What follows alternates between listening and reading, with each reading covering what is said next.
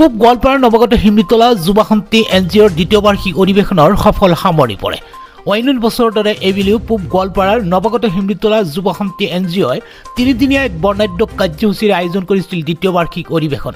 প্ৰথম 2 দিনত বিভিন্ন খেল ধেমালি নৃত্য গীত প্ৰতিযোগিতা অনুষ্ঠিত কৰাৰ লগতে শেষৰ দিনা সন্ধিয়া অনুষ্ঠিত হ'ল মুকলি বঁটা বিতৰণী সভা। নৱগত হিমৃতলাৰ যুৱ সমাজকৰ্মী তথা বিজেপি দলৰ গোৱালপাৰাৰ সূৰ্যগিৰি মণ্ডলৰ সম্পাদক আব্দুল হামিদৰ সভাপতিত্বত অনুষ্ঠিত হোৱা উক্ত মুকলি বঁটা বিতৰণী সভাত মুখ্য অতিথি হিচাপে উপস্থিত থাকে গোৱালপাৰা পশ্চিম সমষ্টিৰ বিধায়ক আলহাজ আব্দুল ৰছিদ মণ্ডল।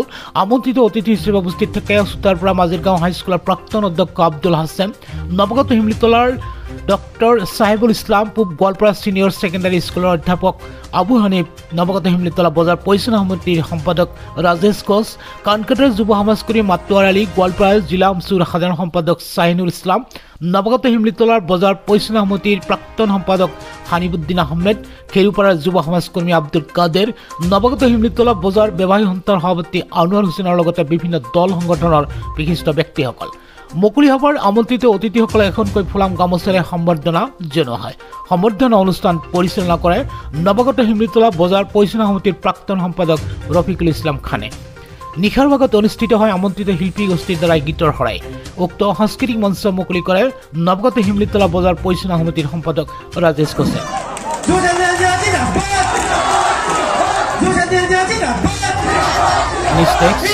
আসাম লাইভ 24। শান্তি এনজিঅ'ৰ দ্বিতীয় বাৰ্ষিক মুকলি সভা আছিল, লগতে বিভিন্ন খেল ধেমালি সাংস্কৃতিক অনুষ্ঠান আছিল আৰু এই উপলক্ষে এটা মুকলি সভা অনুষ্ঠিত হৈ গ'ল আৰু ইয়াতে তেওঁলোকে মোক মুখ্য অতিথি হিচাপে আমন্ত্ৰণ জনাইছিল। ইয়াৰে ক্লাবৰ কৰ্মকৰ্তা ৰাইজ যুৱকসকলৰ যি উৎসাহ উদ্দীপনা আৰু মোক যি মৰম ভাল পোৱা দেখুৱালে বা সন্মান প্ৰদৰ্শন কৰিলে, তাৰোপৰি ৰাজনৈতিকভাৱে যি এটা ইংগিত দিলে যে 2026 চনত এই অঞ্চলৰ ৰাইজে চৰকাৰী পক্ষৰ লগত থকাৰ যি এটা ইংগিত বহন কৰি পেলাই যি দিলে আৰু মোকো যেনেভাৱে তেখেতসকলে এই অঞ্চলৰ প্ৰতি ৰাইজ সমূহ যুৱক ক্লাবৰসমূহ কৰ্মকৰ্তালৈ মই মোৰ আন্তৰিক কৃতজ্ঞতা জনাইছোঁ। চিমনিতলাৰ ভাটিপাৰা চিমনিতলাৰ বজাৰৰ পৰা ভাটিপাৰালৈ বৰষুণৰ যিটো সমস্যা চাওক, চিমনিতলা অঞ্চলটো মই বাল্যকালৰ পৰা পৰিচিত। এই চিমনিতলা বজাৰৰ এই ছাইডে মোৰ জন্ম, গতিকে সৰুকালৰ পৰা এই চিমনিতলা বজাৰ ইয়াতে অহা যোৱা, গতিকে বাল্যকালৰ পৰা পৰিচিত অঞ্চল।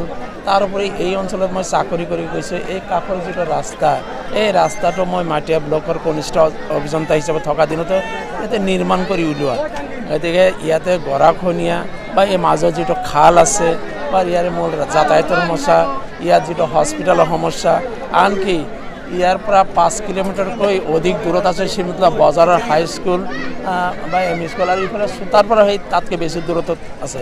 মাজে এই বৃহৎ এলেকাৰ মাজত প্ৰায় 15 কিলোমিটাৰৰ দূৰত্বৰ মাজত কোনো ধৰণৰ এম ই স্কুল নথকা এই গোটেইখিনি কথা মই বেছিকৈ অনুভৱ কৰিছোঁ আজি ইয়াত আহি পেলাই।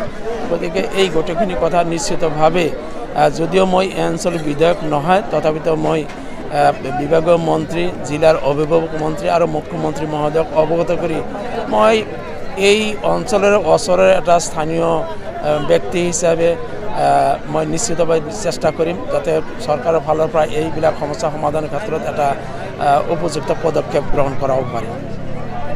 হয়, আমাৰ নৱগত হিমৃতলা যুৱশান্তি এনজিঅ'ৰ যে দ্বিতীয় বাৰ্ষিক অধিৱেশন, আৰু আজি এই দ্বিতীয় বাৰ্ষিক অধিৱেশনৰ মুকলি ও বঁটা বিতৰণী সভাখন ইতিমধ্যে সমাপ্ত হ'ল। উক্ত সভাখনত মই সভাপতি হিচাপে উক্ত মুকলি সভাখন পৰিচালনা ভাল লাগিছে, আৰু এই অনুষ্ঠানখনত আমাৰ মুখ্য অতিথি হিচাপে আমাৰ মাজত উপস্থিত আছিল আমাৰ গোৱালপাৰা পশ্চিম সমষ্টিৰ সন্মানীয় বিধায়ক আলহাজ আব্দুল ৰছিদ মণ্ডল চাহাব, তাৰ লগতে আমাৰ এই অঞ্চলৰ গুণী জ্ঞানী ব্যক্তিসকলো উপস্থিত আছিল আৰু যথেষ্ট জনসমাগমৰ মাজত আজি সুস্থভাৱে আমাৰ যি এনজিঅ'ৰ বাৰ্ষিক অধিৱেশনখন ইতিমধ্যে আমাৰ মুকলি সভা শেষ হ'ল আৰু এতিয়া অলপ পিছতে আমাৰ যি সাংস্কৃতিক সন্ধিয়া সুদূৰ কলকাতাৰ পৰা আমন্ত্ৰণ কৰি অনা শিল্পীৰ দ্বাৰাই সাংস্কৃতিক সন্ধিয়া যি কাৰ্যসূচী অলপ পিছতে আৰম্ভ হ'ব। মই সমূহ ৰাইজক উক্ত সাংস্কৃতিক অনুষ্ঠানটো যাতে সুন্দৰভাৱে শান্তি শৃংখলাভাৱে উপভোগ কৰে তাৰে আশা ৰাখিছোঁ।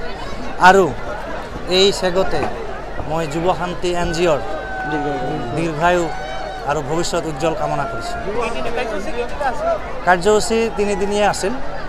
আমাৰ যোৱাকালি একক নৃত্য প্ৰতিযোগিতা আছিল আৰু আজি আমাৰ গোটেই ৰাতি সাংস্কৃতিক অনুষ্ঠান যি আমন্ত্ৰণ কৰি অনা শিল্পীৰ দ্বাৰা গীত পৰিৱেশন, এই কাৰ্যসূচীটো আজি গোটেই ৰাতি চলিব।